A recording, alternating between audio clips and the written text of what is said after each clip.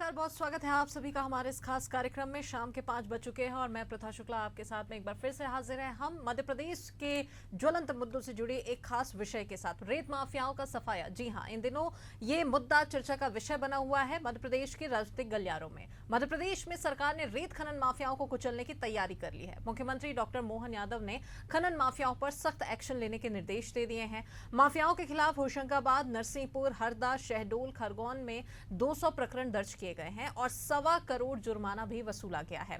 सरकार रेत माफियाओं के खिलाफ 15 जून तक ऑपरेशन जारी रखने की तैयारी में है।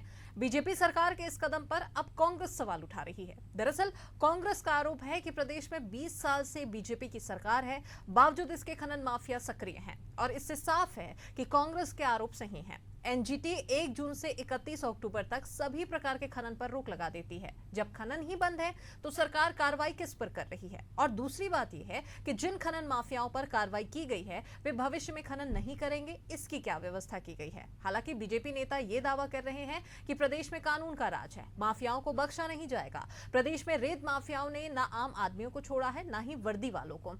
हाल ही में शहडोल से एक एएसआई की हत्या रेत माफियाओं ने कर दी। सरकार अब माफियाओं से दो हाथ करने को तैयार नजर आ रही है। उम्मीद है कि मोहन यादव की सख्ती का असर जमीन पर दिखेगा और रेत माफियाओं से प्रदेश को मुक्ति मिल सकेगी। आज इसी मुद्दे को लेकर हम चर्चा करेंगे, लेकिन उससे पहले देखते हैं राजनेताओं की प्रतिक्रिया।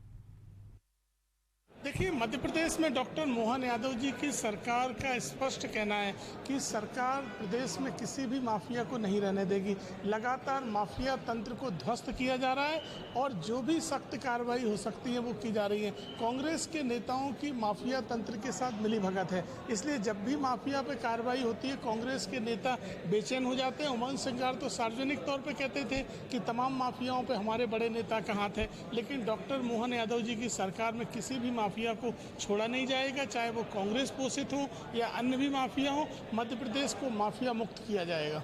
मध्य प्रदेश में पिछले 20 सालों से भारतीय जनता पार्टी की सरकार है और कांग्रेस पार्टी के सभी बड़े और छोटे नेता ये आरोप लगाते रहे हैं कि मध्य प्रदेश में खनन माफिया सक्रिय है। अगर एक दिन में सरकार ने ये कार्रवाई की है तो ये दिखाता है कि कांग्रेस पार्टी सही आरोप लगा रही थी। इसमें जो महत्वपूर्ण पक्ष है कि जिन लोगों को कार्रवाई की गई है वो खनन माफिया जो हैं भविष्य में कभी इस तरह की घटनाओं की पुनरावृत्ति न कर पाएं, इसके लिए सरकार क्या प्रबंध कर रही है इससे भी अवगत कराए। क्योंकि कार्रवाई करते समय खुद की पीठ थपथपाना आसान है, जब वो कलेक्टर के पास सिर्फ नाम मात्र का जुर्माना भरकर छूट जाएंगे तो वापस इन गतिविधियों में संलिप्त नहीं होंगे, इस बात की क्या गारंटी है? तो चलिए, आज इसी मुद्दे को लेकर आज हम चर्चा करने वाले हैं। पक्ष का क्या कहना है, विपक्ष की क्या कुछ राय है, क्या कुछ आरोप है, ये सब हम जानने की समझने की कोशिश करेंगे। हमारे साथ में 3 खास मेहमान इस मुद्दे पर शामिल होंगे, जिनके लिए रविंद्र तोमर जी हैं, कांग्रेस प्रवक्ता। भाजपा प्रवक्ता अजय सिंह यादव जी हमारे साथ में जुड़ चुके हैं और साथ ही भोपाल ब्यूरो चीफ राकेश शर्मा जी भी हमारे साथ में जुड़ चुके हैं। आप तीनों का बहुत स्वागत है।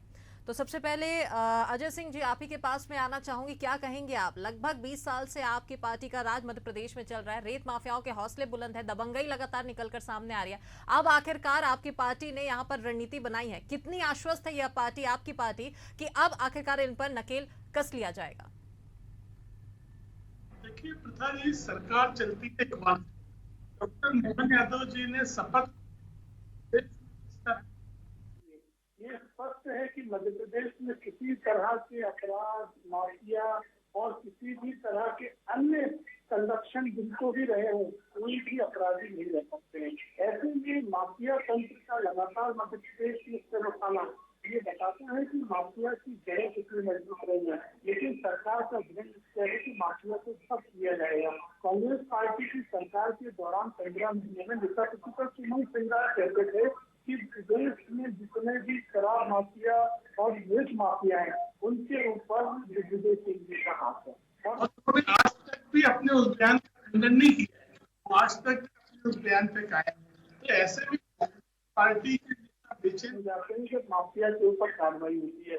और सरकार द्वारा जब माफिया पे कार्रवाई होती है तो हमेशा इस कार्रवाइयों को रोकने के लिए कांग्रेस के नेताओं के अनर्गल बयानबाजी चालू होती है। कांग्रेस के नेताओं को अगर इस मामले में गंभीर है तो माफिया के खिलाफ इस लड़ाई में सहयोग करना चाहिए। अगर कांग्रेस के नेताओं के पास कोई सुझाव हो जिससे माफिया तंत्र पर और भी ज्यादा मजबूत कार्रवाई हो सके, तो वो सुझाव भी दे, सरकार उस पर भी अमल करेगी। और जिस तरह से आपने देखा होगा कि सरकार की नीति स्पष्ट है और अगले महीने से इस मामले में एक महाअभियान चालू होने वाला है, जिसमें माफिया की वो पूरी तरह से ध्वस्त किया जाएगा। आपने पिछले दिनों प्रदेश के जितने अपराध भी हुए, उनमें भी देखा कि कितनी मजबूत कार्रवाई हुई, अपराधी भी पकड़े गए, साथ ही उसके हौसले तोड़ने के लिए बुलडोजर की कार्रवाई भी की गई। इसी तरह से माफिया के ऊपर भी सख्त कार्रवाई की जाएगी। और ये कहना कि एनजीटी के आदेश के अनुसार अगले महीने 1 जून के बाद तो खनन रुक जाता है, ऐसे में कैसी कार्रवाई?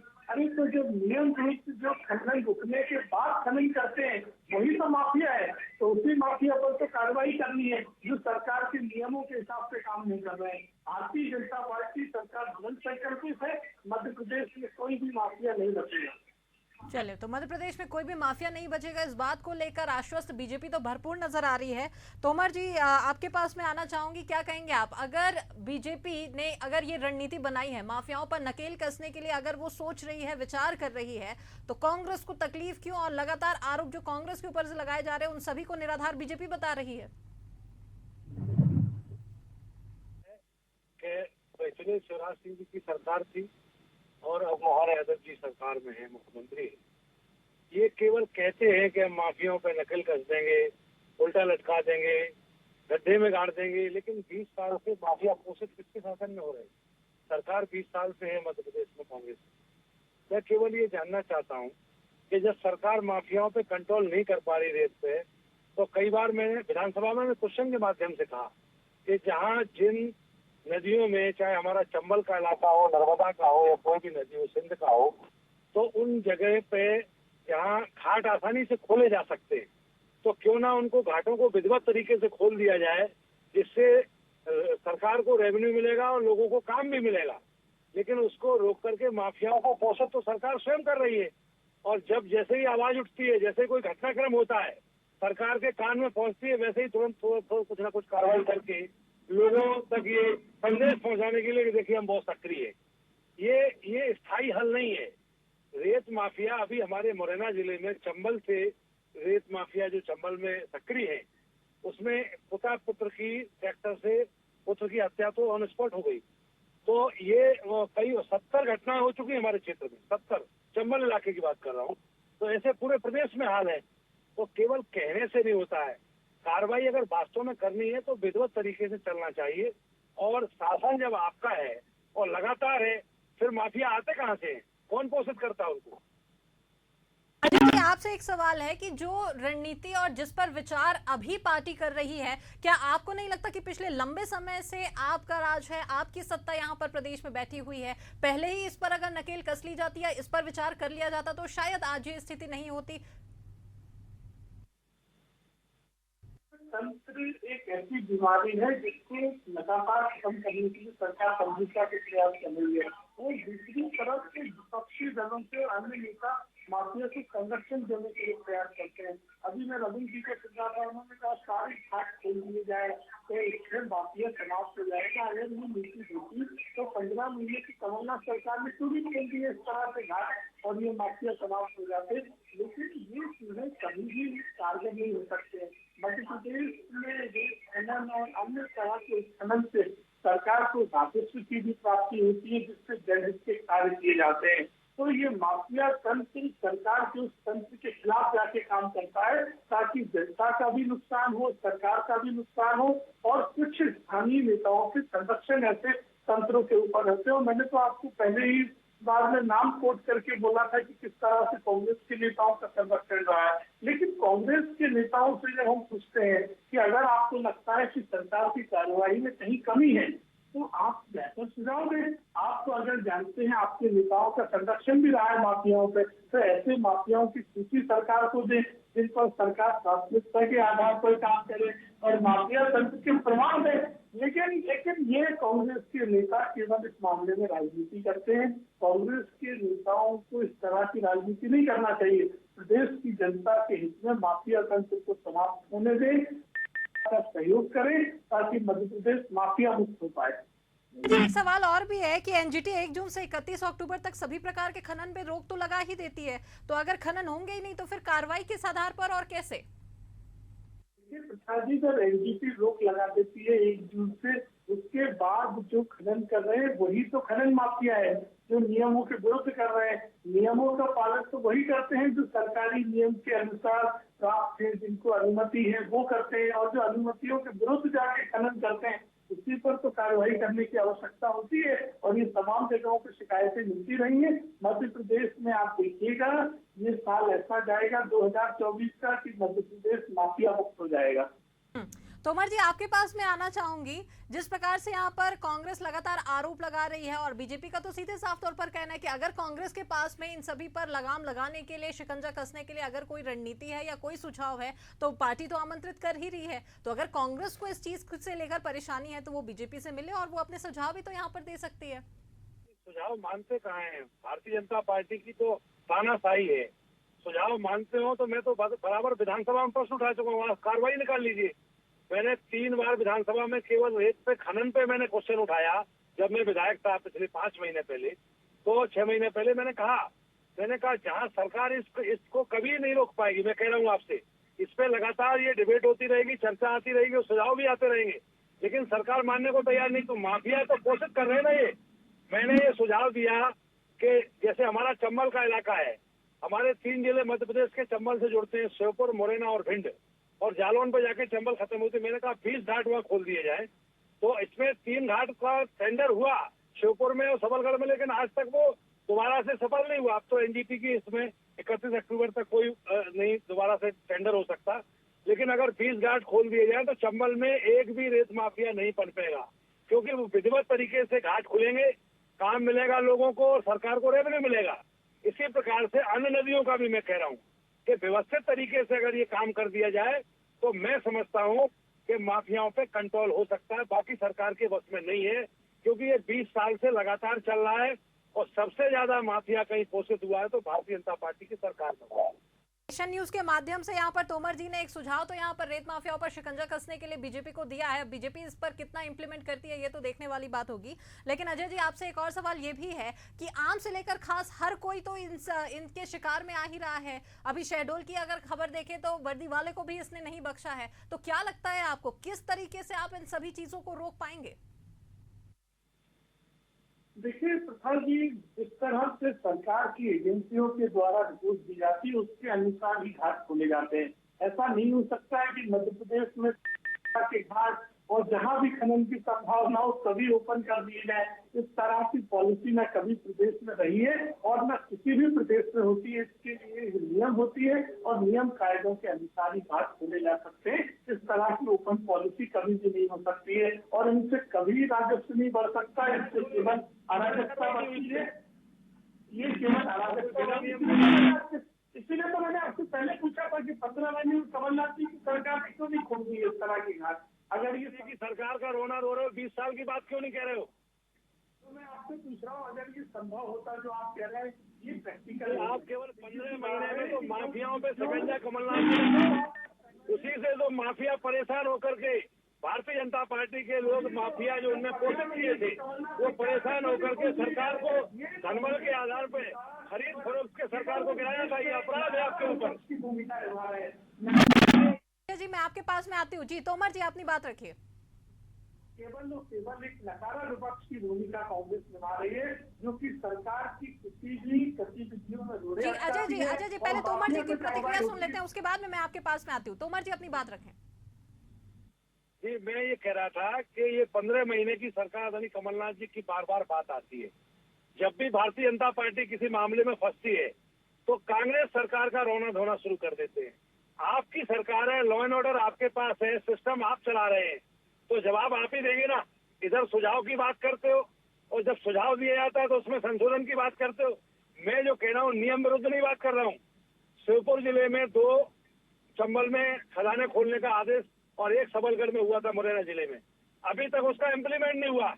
तो माफिया तो आप स्वयं पैदा कर रहे, स्वयं तैयार कर रहे हैं, क्योंकि और जैसे ही हल्ला गुल्ला होता है वैसे ही कुछ ना कुछ करके उसको शांत करने और इसके बाद शांति हो जाती है, फिर माफिया सक्रिय हो जाते हैं। तो अजय जी की प्रतिक्रिया इस पर सुन लेते हैं। जी अजय जी।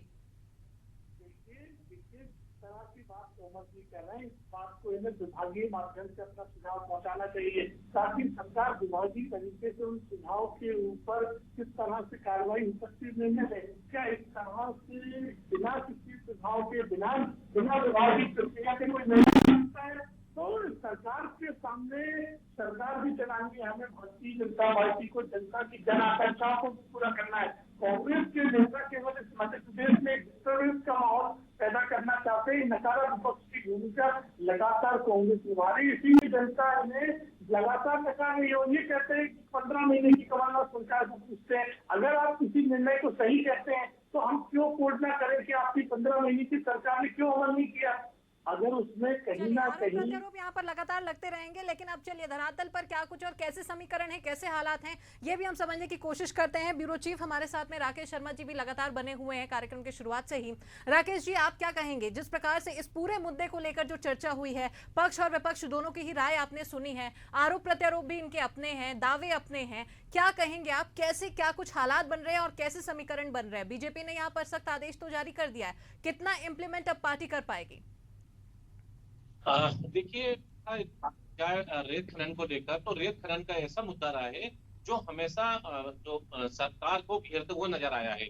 और यदि बात की जाए तो रेत खनन के मामले को लेकर विधानसभा में कई बार विपक्ष ने सरकार पे सवाल भी उठाए हैं कि गवाले चंबल संभाग की बात हो या शहडोल संभाग की बात हो या अन्य संभाग की बात हो, नर्मदा किनारे के जितने भी घाट हैं या जो स्थल हैं, वहां पे लंबे समय से जो है जिस प्रकार से रेत खनन हो रहा है, ये एक बड़ा चिंता का विषय है। और साथ साथ यदि बात की जाए तो पर्यावरण की दृष्टि से भी नुकसानदेह है, क्योंकि कई जगहों पे देखा जा रहा है कि रेत खनन के जो माफिया हैं उन्होंने अत्यधिक जो है रेत निकालने के चलते जो है नदियों के साथ खिलवाड़ करा है, उनकी दिशा बदल दी है। और यही कारण है कि पर्यावरण को भी एक बड़ा नुकसान तो हो ही रहा है। लेकिन साथ साथ यदि बात की जाए तो सरकार ने जो है जिस प्रकार से, चूंकि नई सरकार आई है मध्य प्रदेश में, मोहन कैबिनेट की सरकार आई है, और अब जो सरकार ने जिस प्रकार से जो कार्रवाई करने की बात करे, रेत माफिया के खिलाफ जो कार्रवाई हो रही है उसमें भी बात की जाए तो होशंगाबाद, नरसिंहपुर, हरदा, शहडोल और खरगोन में उन्होंने 200 केस दर्ज किए हैं। तो लेकिन ये जो जिस प्रकार की कार्रवाई हो रही है,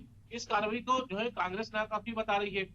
दरअसल क्या है कि मध्य प्रदेश में जो रेत माफिया है इस पे सख्त एक्शन लेने के लिए जो है मध्य प्रदेश के मुख्यमंत्री डॉक्टर मोहन यादव ने जो है एक निर्देश भी दिए हैं, और इसी के चलते जो है ये करीब 200 प्रकरण दर्ज किए गए हैं, और इसी के चलते 1.25 करोड़ का फाइन भी चार्ज किया गया है।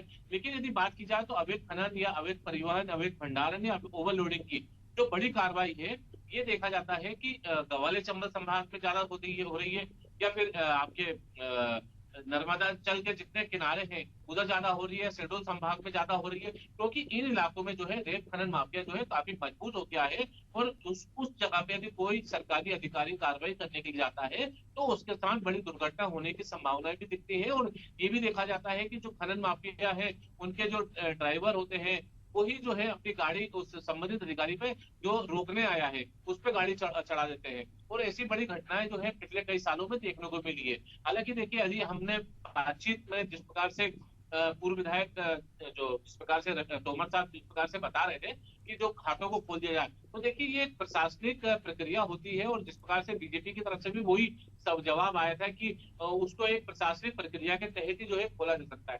तो ऐसे में यदि चाहे तो उन घाटों को जिनकी जो सलाह जो है पूर्व विधायक दे रहे हैं, उन घाटों को यदि सरकार खोलती है तो निश्चित रूप से सरकार के खजाने में जो है रेवेन्यू बढ़ेगा, क्योंकि माइनिंग जो है वो सरकार की आय का एक बड़ा स्रोत है, और सरकार चाहे तो उसको सही तरीके से संचालित करती है तो एक लंबा जो है रेवेन्यू मिल सकता है, और जिस प्रकार की घटनाएं होती हैं इसको रोका जा सकता है। जी चलिए, बिल्कुल। तो इस घटनाओं को कैसे सभी को लेकर विस्तृत रूप से, व्यापक रूप से चर्चा तो यहाँ पर हुई है। आप तीनों ही मेहमान हमारे साथ में इस परिचर्चा में शामिल हुए, इसके लिए बहुत शुक्रिया आपका।